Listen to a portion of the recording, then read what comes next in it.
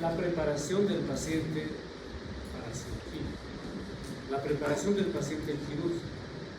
Son dos temas: nutrición, o sea, la evaluación nutricional del paciente quirúrgico, y la preparación preoperatoria propiamente dicha. Sin embargo, debido a que ya es 8:30, solo vamos a tocar un tema y el resto avanzar. Voy a subir al Moodle y ustedes estudiarán de ahí o leerán de las referencias bibliográficas que se ha visto: Schwartz, Ateles.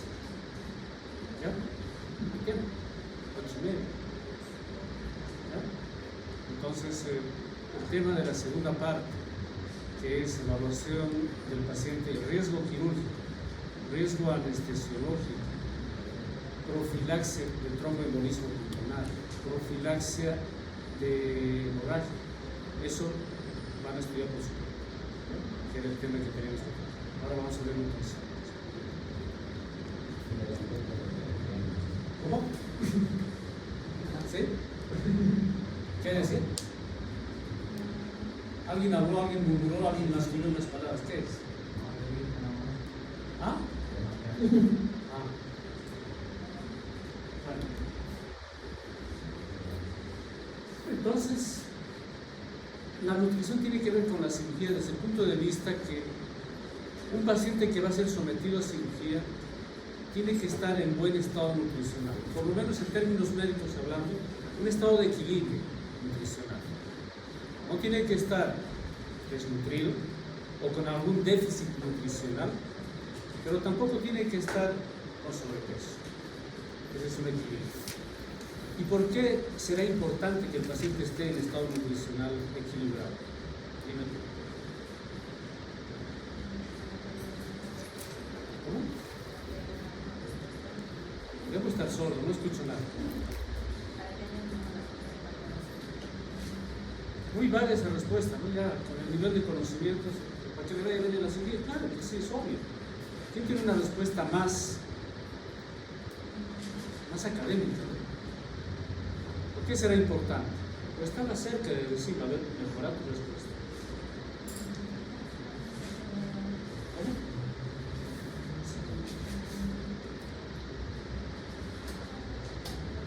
¿Qué es? Se me de calor. No escucho. ¿Para qué? Vamos, fuerte, vamos para el resto.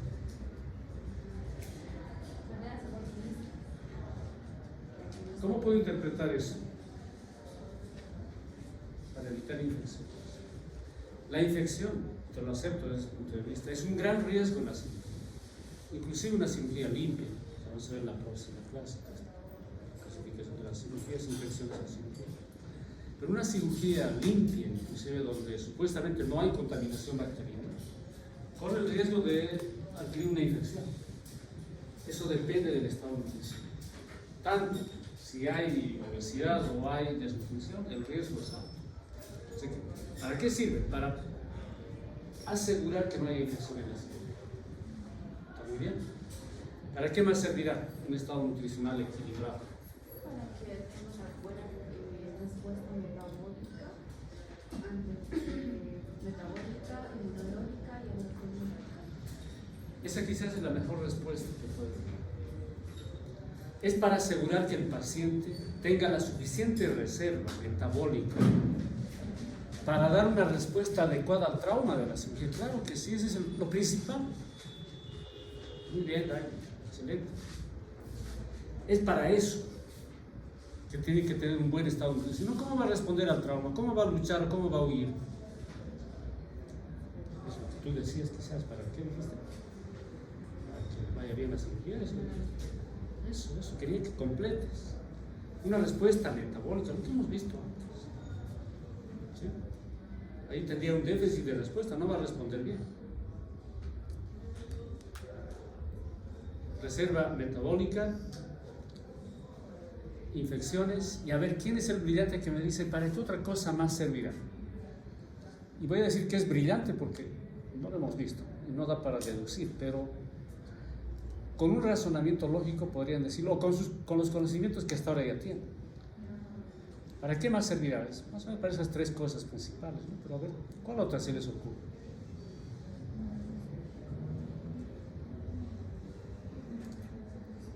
¿Para qué? ¿Puedes mejorar tu respuesta? Lo mismo de aquí. Para evitar complicaciones durante una cirugía y así garantizar una recuperación postoperatoria sin complicaciones.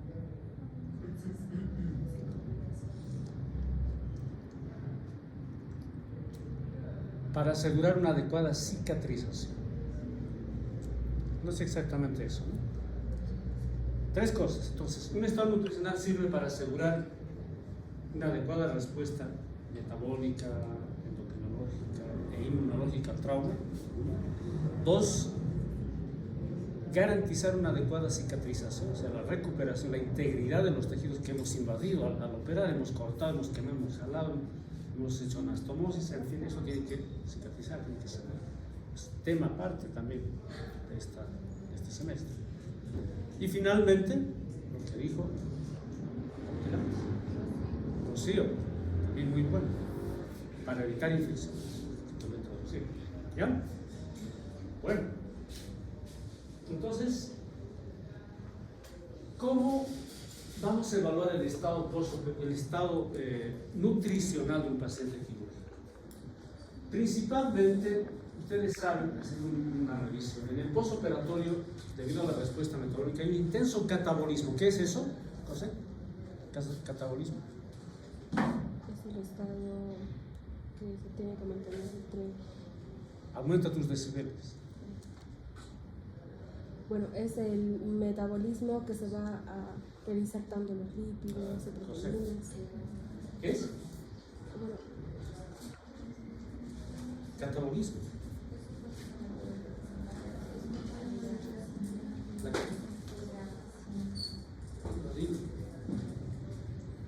Catabolismo es destrucción, degradación de las principales macromoléculas, degradación de carbohidratos, proteínas, lípidos. ¿Para qué todo eso es, Anaí Flores? Anaí, ¿para qué es todo eso? ¿Para qué se destruyen esas cosas? Para nada. Lisbeth, ¿dónde estás, Lisbeth? ¿Para qué es? ¿Para qué destruyes? ¿Por qué destruyes? ¿Cómo es eso de destruir? Catabolismo.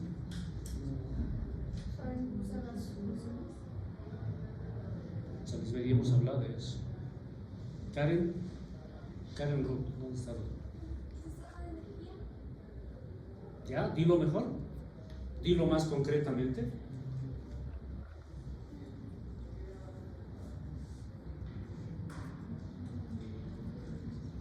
Ya pues, Karen Ruth.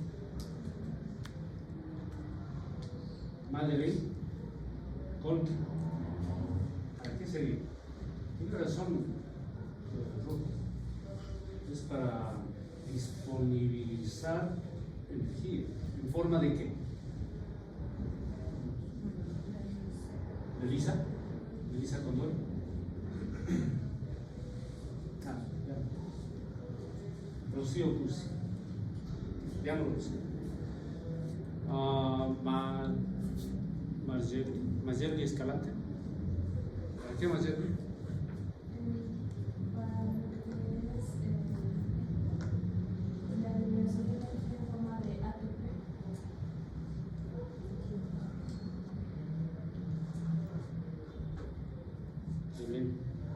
Sí. Para disponibilizar energía. ¿Cómo lo hace eso? Oye, y creo que la mayoría ha aprobado su examen. ¿O no? No aprendí nada. Todo para fabricar glucosa. Gluconeogenes. ¿Para qué destruyes glucógeno? Glucosa. ¿Para qué destruyes proteínas? Para liberar aminoácidos, glicina, alanina principalmente, para fabricar glucosa. Se llaman neoglucogénesis. ¿Por qué destruyes lípidos? ¿Por qué enflaqueces cuando hay respuesta metabólica al trauma? Porque destruyes grasa. Se liberan ácidos grasos y glicerol. ¿Para qué? Para formar glucosa o cuerpos cetónicos, según el listado. Eso pueden decir, eso hemos hablado, hemos revisado. En las prácticas repetimos como loros, creo eso, y hasta ahora nada. No sé si vale la pena seguir con el tema. Son las bases para entender nutrición. Hay un intenso catabolismo, pero nadie sabe qué es catabolismo. Entonces, ¿qué significa eso? En el postoperatorio hay catabolismo, hay destrucción de macromoléculas. Y de por sí es un paciente que no come. En el transoperatorio, horas previas, horas después, o días previos o días después, el paciente no come, ¿sí o no? Indicaciones, nada por vía oral, puede comer. Después, entonces, el paciente quirúrgico está bajo riesgo de desnutrición. Porque hay catabolismo, porque hay una ingesta disminuida. Desnutrición podría definirse como dice, disfunción fisiopatológica resultante de una falla en el consumo o metabolización de nutrientes suficientes para poder bla bla bla bla bla. No sirve mucho, pero hay que tener una definición. Si a ti te preguntan qué es desnutrición, tendrás que decir algo, ¿sí o no? Entonces pueden decir eso. Y es lógico, es una disfunción fisiopatológica por falta de suministro, podemos decir energético o de nutrientes. Eso es una disfunción fisiopatológica por falta del suministro de nutrientes. No se necesita ser genio para definir algo, ¿verdad? Entonces, ahí hablamos de la infección. La nutrición es importante para activar el sistema inmunológico. ¿Cómo lo hace? Es activando el sistema inmunológico. Todas las fases. La inmunidad celular, la inmunidad tumoral, la movilización y quimiotaxis de células, glóbulos blancos, aceleran el mecanismo macrofágico de los leucocitos, es decir, la opsonización. ¿Qué es opsonización?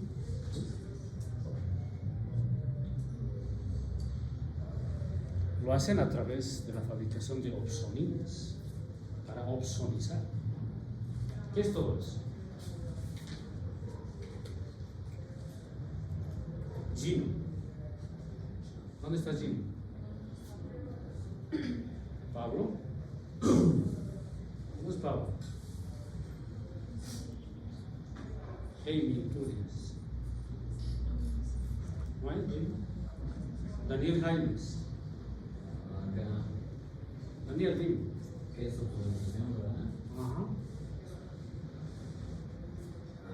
Cuando ciertas moléculas se unen a la superficie de un patógeno y la marcan. Para comérselas. Eso es. Opsoninas, mediadores químicos, que se integran a la estructura molecular de la partícula que va a ser fagocitada. Puede ser un cuerpo extraño, una bacteria, un virus, para que el macrófago venga y se lo coma. Entonces aumenta el riesgo de infección, cicatrización y la respuesta metabólica, ¿no? Que es, si no hay respuesta inmunológica, mueres. Pues. O sea, si no tienes energía, no luchas, ni escapas, vas a morir, ¿sí o no? Por eso que hablamos de este aumento de la mortalidad. La desnutrición está directamente relacionada a un aumento de la mortalidad de las personas. Ahora, ¿cómo vas a evaluar a tu paciente quirúrgico? ¿Cómo? Otra vez, vida real. Tienes un paciente, COSET, y ahora tienes que saber cómo está su estado nutricional si quieres operar a ese paciente. ¿Verdad? Bueno, como siempre, la buena y bella historia clínica. ¿Por qué insisto mucho en ustedes que hagan historias clínicas, que presenten casos para manejar esto? Porque la historia clínica es básica. Historia clínica, anamnesis, físico, diagnóstico, planes, todos sus subítems. Enfermedad actual, historia de enfermedad actual, análisis por sistemas, en fin, examen físico segmental. Eso necesitan para diagnosticar un posible estado de desbalance nutricional en su paciente. Pero ¿cómo se nota fácilmente? Yo voy a ver. Me entra un paciente que está muy delgado, se nota que está con déficit nutricional. Veo una pérdida ponderal. O lo veo obeso o lo veo muy flaco. Ya fácil. Entra a la consulta y ya tengo un dato de su estado nutricional. Es lo que escribimos en la historia clínica, ¿no? Eutrófico, buen estado nutricional. También puede ser un paciente que tiene dificultades para alimentarse. Un cáncer de esófago, por ejemplo, una obstrucción intestinal, un paciente vomitador, un paciente con un cuadro de abdomen agudo inflamatorio, una peritonitis, un cuadro agudo, tiene dificultad para alimentarse. Otro dato fácil de evaluar es la pérdida de los cachetes, de la bola de Bichat, que es un acúmulo de panículo adiposo, ¿no? En la región submasentérica, pterigoidea masentérica, que es un dato pero fundamental para diagnosticar desnutrición. Todos ahorita tienen sus cachetes rellenitos, bien bonitos. Eso se pierde en la desnutrición. El paciente queda así, casi como yo. Y también la fosa supraclavicular, esta se nota bastante excavada, bastante deprimida. Otro dato clínico. El abdomen, obviamente, excavado, un abdomen hundido, excavado, que en su examen físico tendrán que ponerlo. ¿Qué es sarcopenia? ¿Qué es sarcopenia? Es otro dato clínico que nos ayuda a diagnosticar desnutrición. También, Brandon Machado. ¿Quién es ese señor? ¿Cómo es? ¿Qué es sarcopenia? Sarco. Sarco es el prefijo para músculo, ¿no? Sarcopenia, disminuye. Claro, fíjate, ni siquiera tienes que estudiar, simplemente tienes que analizar la etimología de la palabra. Pérdida de muscular, el tipo ya no tiene músculos. Este es otro dato de desnutrición. Y obviamente también puede ser que haya edema, sífilis. ¿Y el edema por qué será? ¿Verdad? Tú mismo, ¿por qué será el edema? ¿O quién dijo sarcopenia? Tú no. ¿Cómo te llamas? Mirko. A ver, sigue en la buena onda, dime. Sí, ¿por qué un paciente desnutrido puede venir con edema, con ascitis, con derrame pleural? ¿Ah? Y aquí lo completo.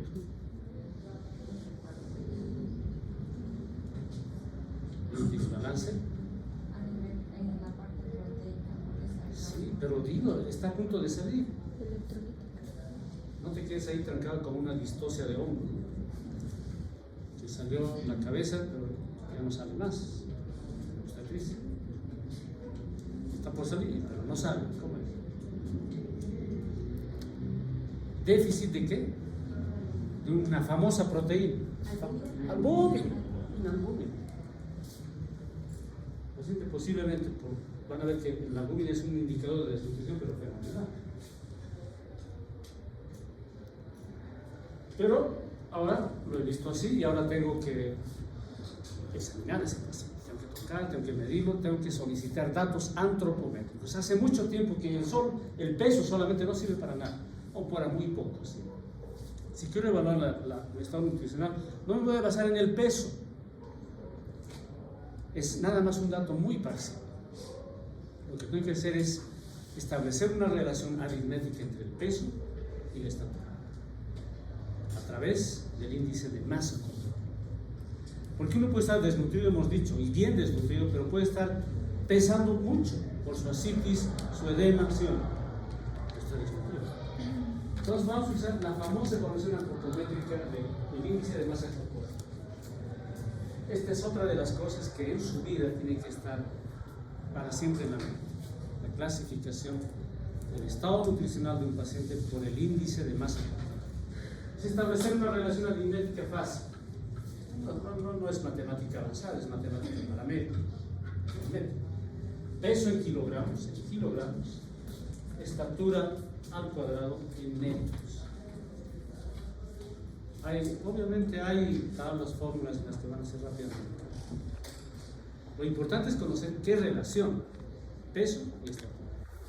La fórmula podrán hacer normalmente tal vez las operaciones, pero perder el tiempo. Hay aplicaciones, tú metes un fórmula y te sale. Y la clasificación, ¿no?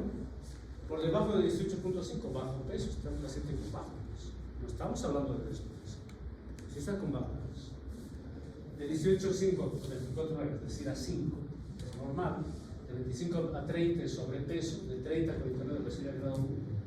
De 35 a 40 obesidad grado 2. Y más de 40 obesidad grado 3. Importante eso para cuando hablemos en las clases que nos va a tocar de cirugía bariátrica, cirugía de control de peso, cirugía metabólica.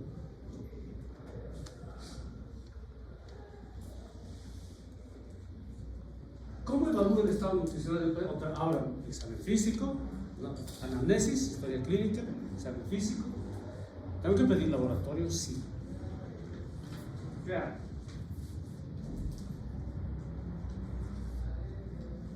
Voy a solicitar cuáles son los principales indicadores laboratoriales de nutrición. Dosificar albúmina, la prealbúmina, que es otra molécula, y la transferrina. Hay otra molécula también que se usa en países desarrollados, que es la proteína ligadora de biotina. Ese es un mejor indicador, pero necesita mucha tecnología. Aquí no hay. No hay en todo el tercer mundo. Y además tiene aplicación más investigativa que aquí. Por eso lo excluimos. ¿Ya?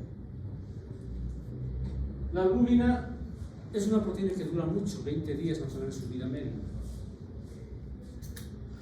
Constituye la mitad de todas las proteínas plasmáticas, porque las otras dos proteínas plasmáticas son la globulina y el fibrinógeno. Voy a preguntar, ¿cuáles son las proteínas del plasma? Fibrinógeno, globulinas y albúmina. La albúmina es la que está en mayor concentración. Tiene la famosa función coloidosmótica.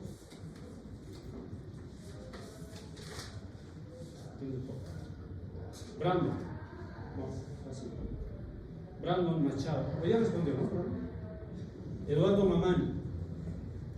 Eduardo, no trates de responder. Dime. ¿Qué es presión coloidosmótica? Y no quiero vueltas, quiero una respuesta concreta. Es una función de la albúmina. ¿Qué es?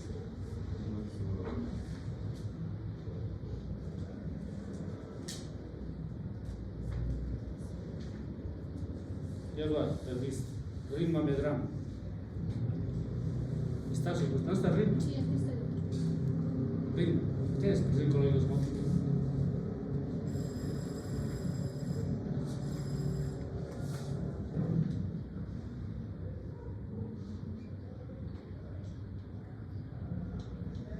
Dale, ¿verdad? Vas a echar a perder todo tu brillante desempeño de la noche. Nayeli. Hay dos Nayeli. Nayeli Molina.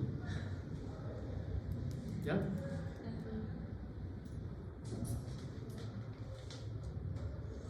Relacionado con qué decía ella, alguien más. ¿Cómo? Presión coloidosmótica, ni siquiera el nombre le suena. ¿De qué? Ya, ¿qué significa eso? ¿Qué significa que presión coloidosmótica? Es presión osmótica, sí. Y cuando esa presión la ejerce una proteína, se llama presión coloidosmótica. Lo hemos dicho, les hemos mostrado sueritos, todo. No vale la pena hacer nada por ustedes, no aprendan. Porque la presión osmótica la ejercen las partículas osmóticamente activas, en las cuales son esas, sodio principalmente, ¿no? Pero cuando es una proteína se llama presión coloidosmótica, o presión oncótica también se llama. ¿Y qué es todo eso? ¿Qué es la presión osmótica? ¿Qué es la presión coloidosmótica en todo caso? David Morales. David está. ¿Dónde está David? Ha salido. San Caroline. Caroline. ¿Qué más?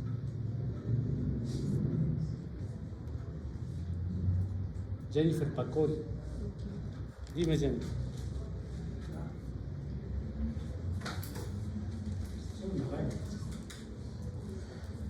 Es una osmótica, capacidad de atraer agua. jalar algo.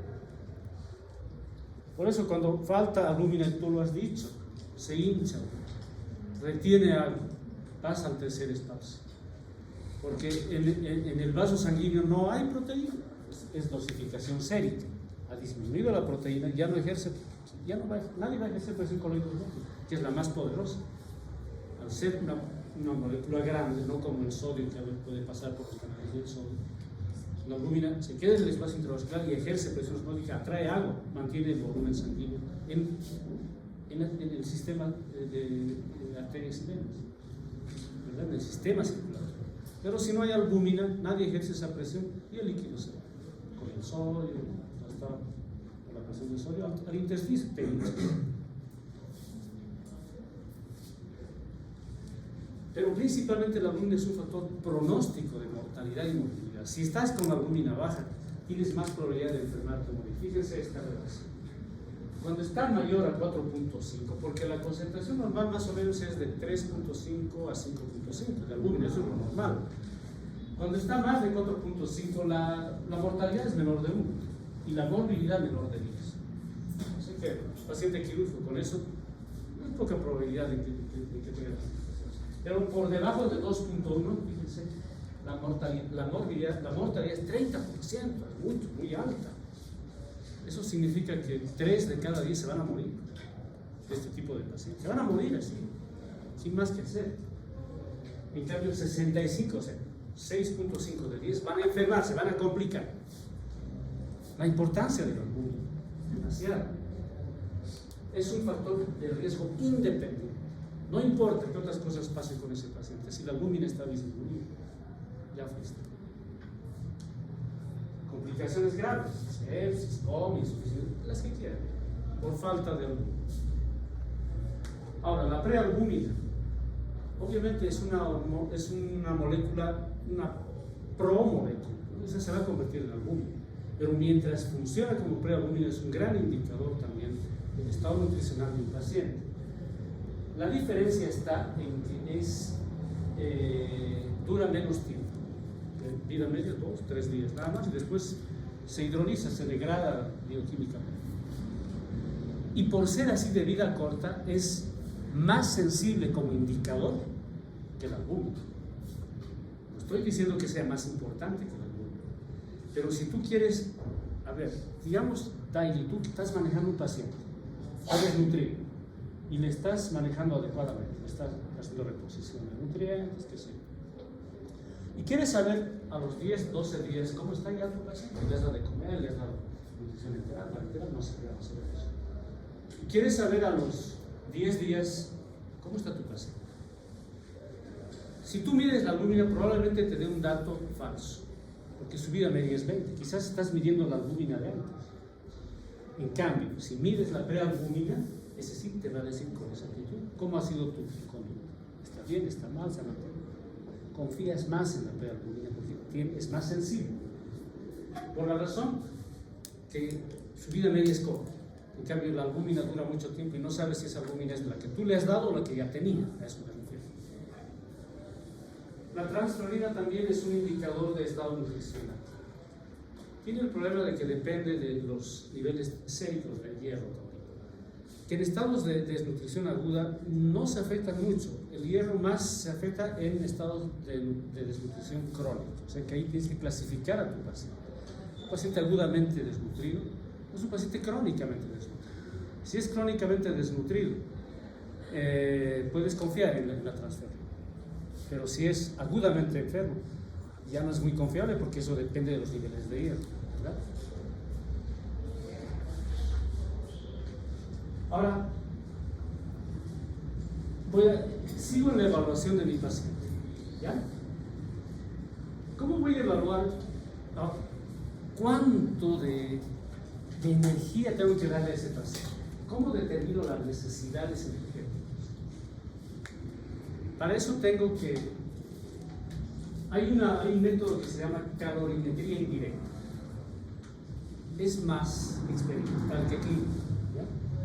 Pero se basa en la función respiratoria.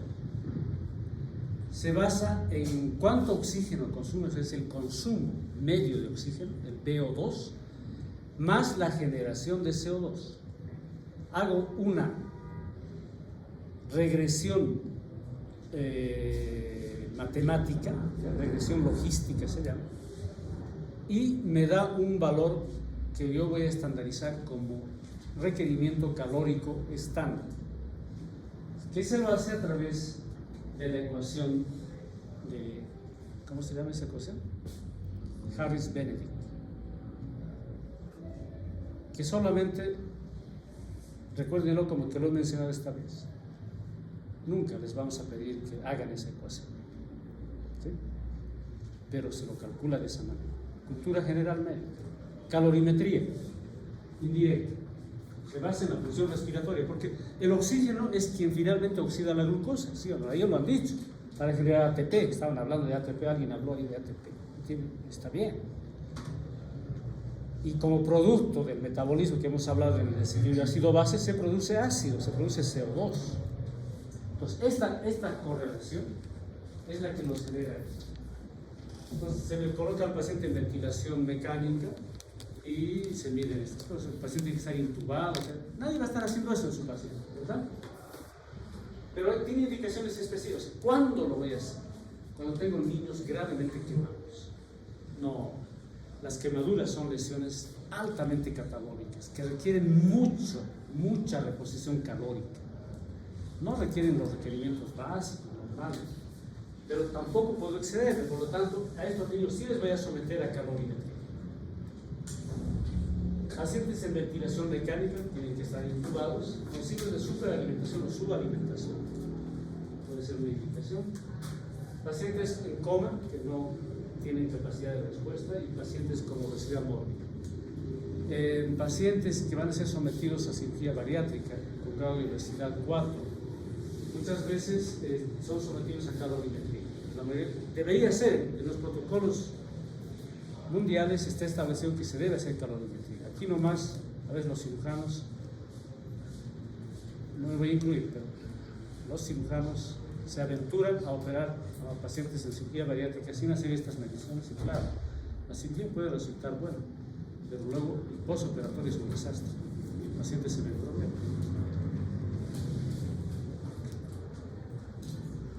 Esta es la ecuación de Harris-Benedict que les decía, ¿ya? Simplemente conózcanlo así, cultura médica. ¿Qué es eso? Ah, es para eso. ¿Sabes hacerlo? No sé hacerlo. Pero lo que sí tienen que saber es que gracias a esta ecuación se ha logrado determinar que las necesidades calóricas de todas las personas es de 25 a 35 kilocalorías por kilogramo día. Esto ustedes tienen que traducirlo en lo que consumen. ¿Cuánto de calorías da un gramo de carbohidrato? Díganme. 4.5 creo. 4.1. ¿Cuánto de calorías da un gramo de proteína? ¿Cuánto? ¿Cómo sabes todo eso? ¿Cómo te llamas? Daniel. ¿Cómo sabes todo eso? ¿Y la proteína cuánto? No. Igual que el carbohidrato, 4.1. ¿Y un gramo de lípido, de grasa? ¿Cuánto? 9.1. Entonces, el organismo, ¿qué elige? ¿Utilizar carbohidrato o utilizar proteína? Carbohidrato. Porque las proteínas son moléculas más distinguidas, están para otras cosas mucho más elevadas. Son estructurales, son enzimas, son transmisores, son transportadores, en fin, tienen funciones demasiado importantes como para estar ahí bajando su nivel y solamente desprendiendo energía. No, para eso está la glucosa, ese es para eso, ¿sí o no?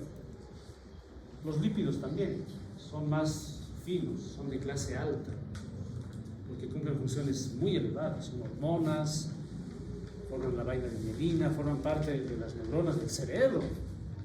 No están tampoco como para dar energía. Claro, que se acumulan lo malo en algunas partes y hacen engordar, es otra cosa. Entonces, ese es el requerimiento calórico. Tienen que dividir ustedes cuánto de calorías me da esto, cuánto me da este otro. ¿sí? Los carbohidratos son la mayor fuente de calorías. El requerimiento de proteína es 1.5 gramos por kilogramo día. Claro, voy a ir a un nutricionista y me va a decir qué tienen que comer. Pero ustedes pueden hacerlo con estos requerimientos. ¿Cuánto de calorías me da comerme 100 gramos de carne? Tendrán que medir.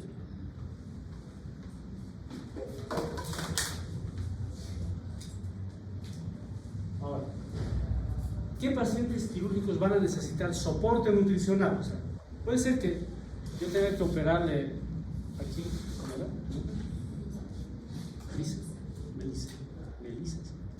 Melissa. Pero Melissa es una chica sana, no está obesa, no está flaca, no tiene ninguna comorbilidad, y en ella no me preocupa mucho. Ella no necesita soporte nutricional, no necesita. Pero algunos pacientes sí, y clásicamente son pacientes con una afección aguda, grave, como un trauma, sepsis, quemadura extensa, o una afección crónica severa, por ejemplo, tuberculosis, por ejemplo, cáncer de cualquier tipo que se vaya consumiendo. Pues cuando me enfrento con este tipo de pacientes, sí tengo que hacer soporte nutricional.